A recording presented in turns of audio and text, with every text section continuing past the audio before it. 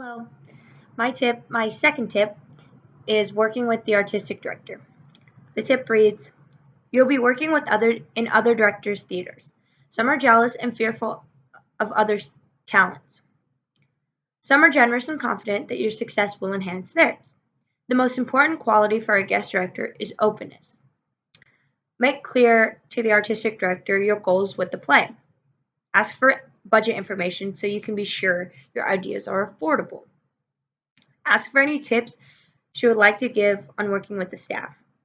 Make it clear to the that the artistic director is welcome at any time in your rehearsals.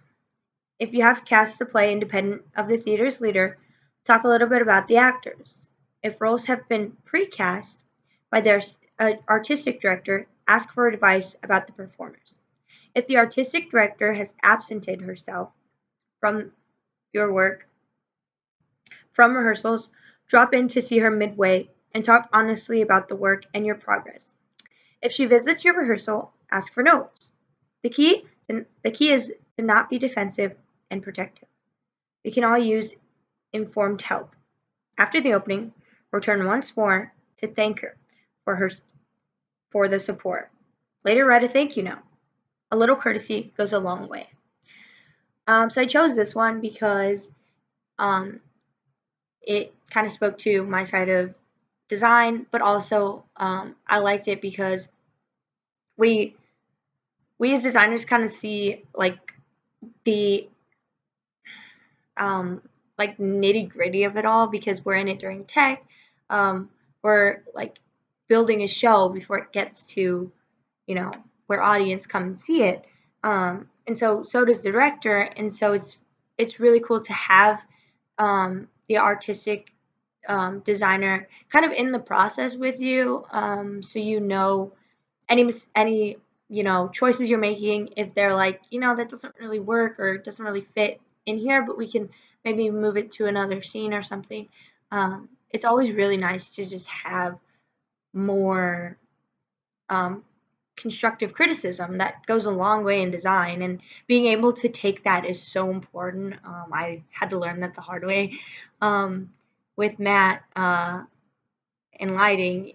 You have to take it and you have to be open to it, and if the more open you are about the constructive criticism, the better your work is going to be.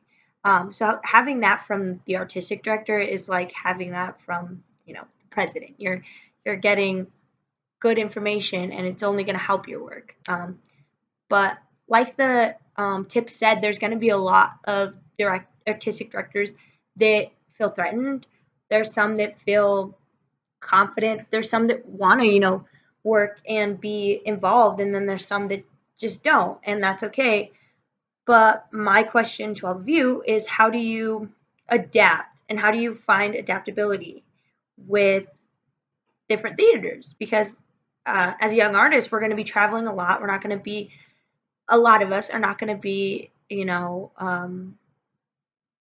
stationed in a house, in a regional house. We're going to be traveling and going to a lot of small theaters and big theaters and different types of theaters. And there's going to be different types of artistic directors and designers that we work with.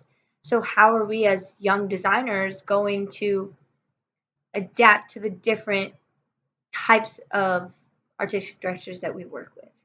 How are we going to take that criticism from somebody who really wants us to succeed and somebody who's in the whole process with us, as opposed to somebody who isn't there throughout the whole process and maybe doesn't really give us a lot of notes when we ask, because we've all had that director or whatever that we're like, give us notes, and they're like, it's great, and you're like, I can't do anything with that. So how do we find the the balance, I guess, between getting advice from somebody who's in it and getting advice from somebody who kind of more takes the back seat and lets the designers and the directors and the actors do all the work. So, or not all the work, but let them build their story, and they just kind of come in and approve it, I guess. So how do we deal with that? Is my question.